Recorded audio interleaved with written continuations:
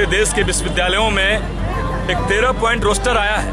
13 point roster के आने से ओबीसी, एससी, एसटी छात्रों का उचित प्रतिनिधित्व नहीं हो पाएगा, क्योंकि 13 पॉइंट रोस्टर एक डिपार्टमेंट को यूनिट बना करके किया गया है। एक साथ किसी डिपार्टमेंट में जब तक 13 लोगों की बहाली नहीं होगी, 13 सीट्स पर वैकेंसी नहीं होगी, तब तक तमाम समाज के तमाम लोगों का, ओबीसी, एससी, एसटी और जो सामान्य वर्गों का 10% रिजर्वेशन है, उन लोगों को भी उचित प्रतिनिधित्व नहीं मिल पाएगा।